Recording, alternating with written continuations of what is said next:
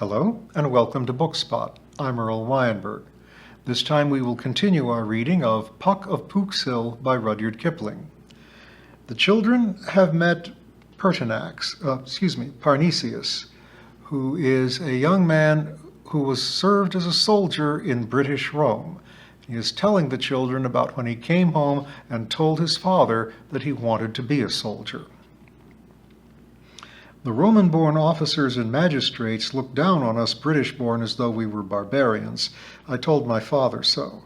"I know they do," he said, "but remember, after all, we are the people of the old stock, and our duty is to the empire."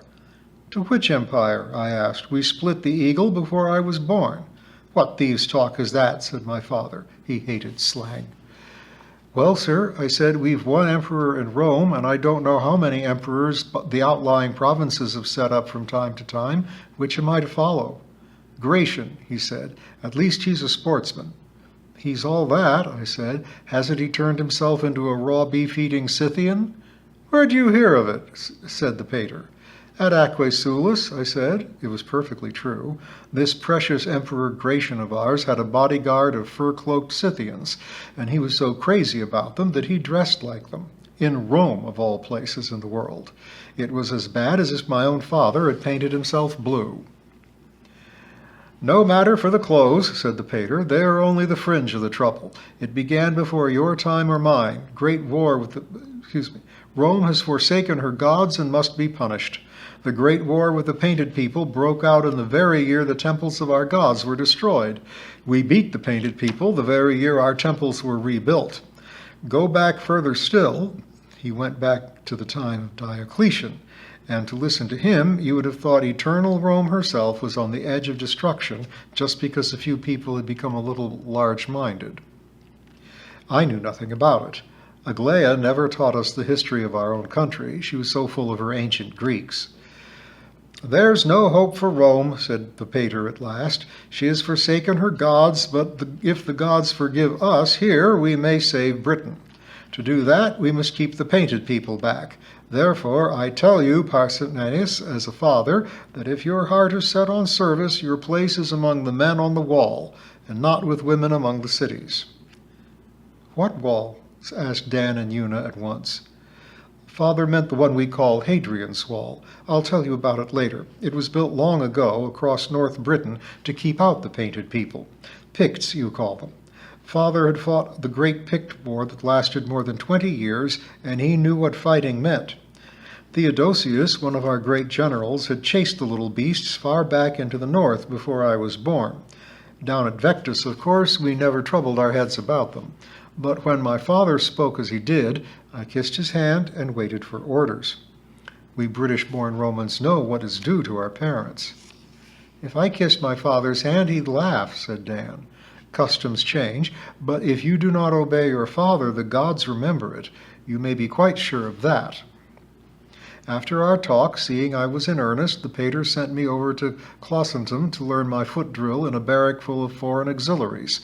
As unwashed and unshaved a mob of mixed barbarians as ever scrubbed a breastplate. It was your stick in their stomachs and your shield in their faces to push them into any sort of formation. When I had learned my work, the instructor gave me a handful, and they were a handful, of Gauls and Iberians to polish up till they were to be sent to their stations up country. I did my best, and one night a villa in the suburbs caught fire, and I had my handful out and at work before any of the other troops. I noticed a quiet-looking man on the lawn leaning on a stick. He watched us passing buckets from the pond, and at last he said to me, "Who are you?" "A probationer waiting for a command," I answered. I didn't know he was from Deucalion. "Born in Britain?" he said. "Yes, if you were born in Spain," I said, for he neighed his words like an Iberian mule. "And what might you call yourself when you were at home?" he said, laughing. "That depends," I answered. "Sometimes one thing, sometimes another, but now I'm busy." He said no more till we had saved the family gods. They were a respectable household. Then he grunted across the laurels, "Listen, yuns, sometimes one thing, sometimes another. In future, call yourself Centurion of the 7th Cohort of the 30th in Ulpia Victrix. That will help me to remember you. Your father and a few other people call me Maximus." He tossed me the polished stick he was leaning on and went away. You might have knocked me down with it." "Who was he?" said Dan. "Maximus himself, our great general, the general of Britain, who had been Theodosius' right hand in the Pict War. Not only had he given me my centurion's stick direct, but 3 steps up in a good legion as well. A new man generally begins in the 10th cohort of his legion and works up." "And were you pleased?" said Una. "Very. I thought Maximus had chosen me for my good looks and fine style in marching, but when I went home the pater told me he had served under Maximus in the Great Pict War and had asked him to befriend me." "A child you were," said Puck from above. "I was," said Parnesius. "Don't begrudge it me, Fawn. Afterwards, the gods know I put aside the games." And Puck nodded, brown chin on brown hand, big eyes still. The night before I left, we sacrificed to our ancestors, the usual little home sacrifice, but I never prayed so earnestly to all the good shades. And then I went with my father by boat to Regnum and across the chalk eastwards to Anderida yonder. "Regnum? Anderida?" The children turned faces to Puck. "Regnum's Chichester," he said, pointing toward Cherry Clack, "and," he threw his arm south behind him, "Anderida's Pevensey." "Pevensey again," said Dan. "Where Welland landed?" "Welland and a few others," said Puck. "Pevensey isn't young even compared to me." The headquarters of the 30th lay in Anderida in summer, but my own cohort, the 7th, was on the wall up north. Maximus was inspecting auxiliaries, the Abulci, I think, and at Anderida, and we stayed with him, for he and my father were very old friends. I was only there 10 days when I was ordered to go up with 30 men to my cohort. He laughed merrily. A man never forgets his first march. I was happier than any emperor when I led my handful through the north gate of the camp, and we saluted the guard and the altar of victory there. How? Said Dan and Una. Parnesius smiled and stood up, flashing in his armor. "So," he said, and he moved slowly through the beautiful movements of the Roman salute that ends with a hollow clang of the shield coming into its place between the shoulders. "Hi," said Puck, "that sets one thinking." "We went out fully armed," said Parnesius, sitting down, "but as soon as the road entered the great forest, my men expected the pack horses to hang their shields on. 'No,' I said, 'you can dress like women in Anderida, but you're with me now, and you'll carry your own weapons and armor.' 'But it's hot,' said one of them, 'and we haven't a doctor. Suppose we get sunstroke or a fever.' 'Then die,' I said, 'and good riddance to Rome. Up shield, up spears, and tighten your footwear.' 'Don't think yourself Emperor of Britain already,' a fellow shouted. I knocked him over with the butt of my spear and explained to these Roman-born Romans that if there were any further trouble, I should go on one man short. And by the light of the sun, I meant it, too. My raw Gauls at Clostenham had never treated me so. Then, quietly as a cloud, Maximus rode out of the fern, my father behind him, and reined up across the road. He wore the purple as though he were already emperor. His leggings were of white buckskin laced with gold. My men dropped like partridges. He said nothing for some time, only looked with his eyes puckered. Then he crooked his forefinger, and my men crawled, to one side. "Stand in the sun, children," he said, and they formed up on the hard road. "What would you have done," he said to me, "if I had not been here?" "I should have killed that man," I answered. "Kill him now," he said. "He will not move a limb." "No," I said. "You've taken my men out of my command. I should only be your butcher if I kill him now." "Do you see what I meant?" Parnesius asked Jan. "Yes," said Dan. "It wouldn't have been fair somehow." "That was what I thought," said Parnesius. But Maximus frowned. "You will never be an emperor," he said. "Not even a general will you be." I was silent, but my father seemed pleased. "I came here to see the last of you," he said. I was silent, but my father seemed pleased. I came here to see the last of you, he said. You have seen it, said Maximus. I shall never need your son any more. He will live and he will die an officer of a legion. He might have been prefect of one of my provinces. Now eat and drink with us, he said. Your men will wait till you have finished. My miserable 30 stood like wineskins glistening in the hot sun, and Maximus led us to where his people had set a meal. Himself he mixed the wine. A year from now, he said, you'll remember that you've sat with the Emperor of Britain and Gaul. Yes, said the pater, you can drive 2 mules, Gaul and Britain. 5 years hence you will remember that you have drunk, he passed the cup to me, and there was a blue borage in it, with the Emperor of Rome. No, you can't drive 3 mules, they will tear you in pieces, said my father.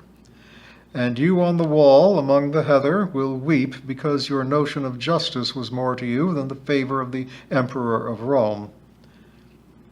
I sat quite still. One does not answer a general who wears the purple. I am not angry with you, he went on. I owe too much to your father. You owe me nothing but advice that you never took, said the pater. To be unjust to any of your family. Indeed, I say you may make a good tribune, but as far as I am concerned, on the wall you will live, and on the wall you will die, said Maximus. Very like, said my father, but we shall have the Picts and their friends breaking through before long. You cannot move all troops out of Britain to make you emperor and expect the north to sit quiet. I follow my destiny, said Maximus. Follow it then, said my father, pulling up a fern root, and die as Theodosius died. Ah, said Maximus, my old general was killed because he served the empire too well. I may be killed, but not for that reason. He smiled a little gray smile that made my blood run cold. Then I'd better follow my destiny, I said, and take my men to the wall. He looked at me a long time and bowed his head slanting like a Spaniard. Follow it, boy, he said. That was all.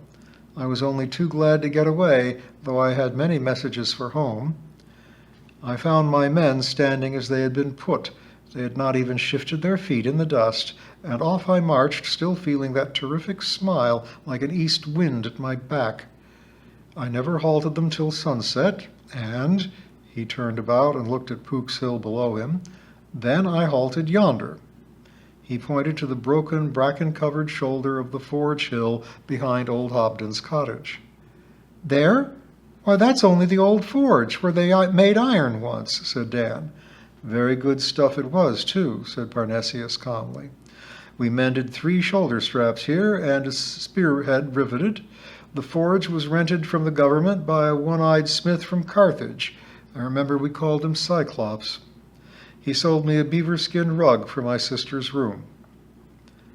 But it couldn't have been here, Dan insisted. But it was. From the altar of victory at Anderida to the first forge in the forest, here is 12 miles, 700 paces. It is all in the road book. A man doesn't forget his first march. I think I could tell you every station between this and... He leaned forward, but his eye was caught by the setting sun. It had come down to the top of Cherry Clack Hill, and the light poured in between tree trunks so that you could see red and gold and black deep into the heart of Far Wood, and Parnesius in his armor shone as though he had been afire. Wait, he said, lifting a hand, and the sunlight jinked on his glass bracelet. Wait, I pray to Mithras. He rose and stretched his arms westward with deep, splendid-sounding words.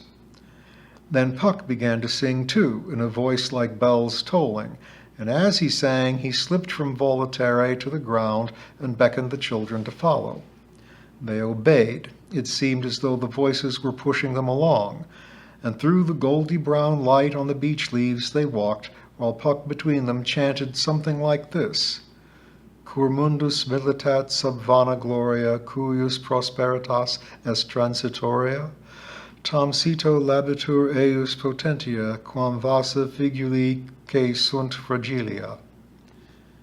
They found themselves at the little locked gates of the wood. Quo Caesar abiat celsus imperio, vel divis splendidus totus in prandio, Dic ubi Tullius. Still singing, he took Dan's hand and wheeled him round to face Una as she came out of the gate. It shut behind her at the same time as Puck threw the memory-magicking oak, ash, and thorn leaves over their heads. "Well, you are jolly late," said Una. "Couldn't you get away before?" "I did," said Dan. "I got away in lots of time, but I didn't know it was so late. Where have you been?" "In Volaterrae, waiting for you." "Sorry," said Dan. "It was all that beastly Latin."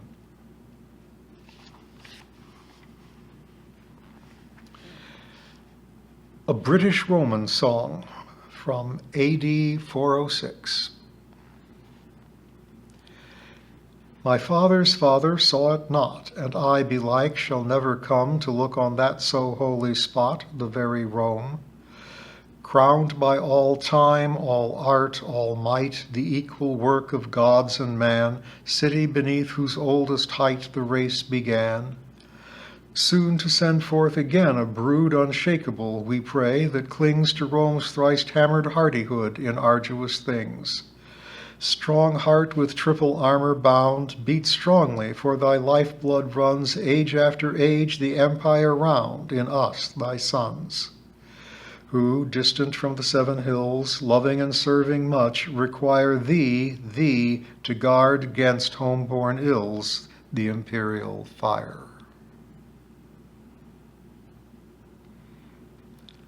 On the Great Wall. I left Rome for Lalage's sake, by the legion's road to Rimini. She vowed her heart was mine to take, with me and my shield to Rimini, till the eagles flew from Rimini. And I've tramped Britain, and I've tramped Gaul, and the Pontic shore where the snowflakes fall, as white as the neck of Lalage, as cold as the heart of Lalage. And I've lost Britain, and I've lost Gaul. Voice seemed very cheerful about it. And I've lost Rome, and worst of all, I've lost Lalage. They were standing by the gate to Far Wood when they heard this song. Without a word, they hurried to their private gap and wriggled through the hedge almost atop of a jay that was feeding from Puck's hand. "Gently," said Puck. "What are you looking for?" "Parnesius, of course," Dan answered. "We've only just remembered yesterday. It isn't fair." Puck chuckled as he rose. "I'm sorry, but children who spend the afternoon with me and a Roman centurion need a little settling dose of magic before they go to tea with their governess. Oe, Parnesius," he called. "Here, Fawn," came the answer from Volaterrae. They could see the shimmer of bronze armor in the beech crotch and the friendly flash of the great shield uplifted. "I have driven out the Britons," Parnesius said, laughing like a boy. "I occupy their high forts, but Rome is merciful. You may come up." And up the 3 all scrambled. "What was that song you were singing just now?" said Una as soon as she had settled herself. "That? Oh, Rimini. It's one of the tunes that are always being born somewhere in the empire. They run like a pestilence for 6 months or a year, till another one pleases the legions, and then they march to that." "Tell them about the marching, Parnesius. Few people nowadays walk from end to end of this country," said Puck. "The greater their loss. I knew nothing better than the long march when your feet are hardened. You begin after the mists have risen, and you end perhaps an hour after sundown." "And what did you have to eat?" Dan asked promptly. "Fat bacon, beans and bread, and whatever wine happens to be in the rest houses. But soldiers are born grumblers. Their very first day out, my men complained of our water-ground British corn. They said it wasn't so filling as the rough stuff that is ground in the Roman ox mills. However, they had to fetch it and eat it." "Fetch it? From where?" said Una. "From that newly invented water mill below the forge." "That's forge mill. Our mill." Una looked at Puck. "Yes, yours," Puck put in. "How old did you think it was?" "I don't know. Didn't Sir Richard Dallingridge talk about it?" "He did, and it was old in his day," Puck answered. "Hundreds of years old." "It was new in mine," said Parnesius. "My men looked at the flour in their helmets as though it had been a nest of adders. They did try my patience, but I addressed to them, and we became friends. To tell the truth, they taught me the Roman step. You see, I only served with quick-marching auxiliaries. A legion's pace is altogether different. It's a long, slow stride that never varies from sunrise to sunset. Rome's race, Rome's pace, as the proverb says. 24 miles in 8 hours, neither more nor less. Head up and spear up, shield on your back, curious collar open 1 hand breadth, and that's how you take the eagles through Britain. And did you meet any adventures? Said Dan. There are no adventures south of the wall, said Parnesius. The worst thing that happened to me was having to appear before a magistrate up north, where a wandering philosopher had jeered at the eagles. I was able to show that the old man had deliberately blocked our road, and the magistrate told him out of his own book, I believe, that whatever his gods might be, he should pay proper respect to Caesar. What did you do? Said Dan. Went on. Why should I care for such things? My business being to reach my station. It took me 20 days. Of course, the farther north you go, the emptier are the roads. At last you fetch clear of the forests and climb bare hills where wolves howl in the ruins of our cities that have been. No more pretty girls, no more jolly magistrates who knew your father when he was young and invite you to stay with them. No news at the temples and way stations except bad news of wild beasts. That's where you meet hunters and trappers for the circuses, prodding along chained bears and muzzled wolves. Your pony shies at them and your men laugh.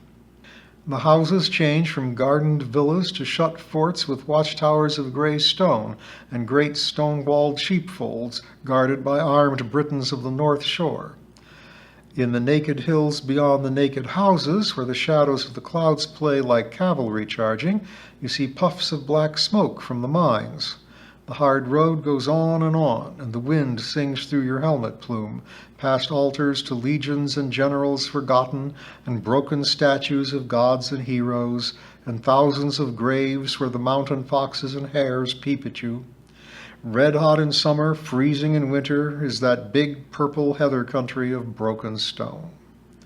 Just when you think you're at the world's end, you see smoke from east to west as far as the eye can turn, and then under it, also as far as the eye can search, houses and temples, shops and theaters, barracks and granaries, trickling along like dice always behind, one long, low, rising and falling, hiding and showing line of towers.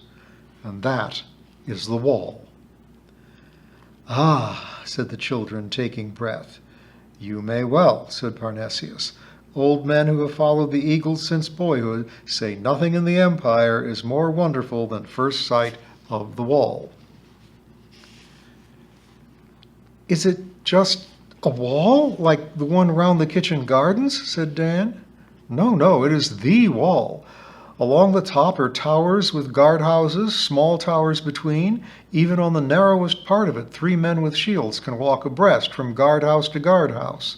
A little curtain wall no higher than a man's neck runs along the top of the thick wall, so that from a distance you see the helmets of the sentries sliding back and forth like beads. 30 feet high is the wall, and on the Picts' side, the north, is a ditch, strewn with blades of old swords and spearheads set in wood, and tires of wheels joined by chains.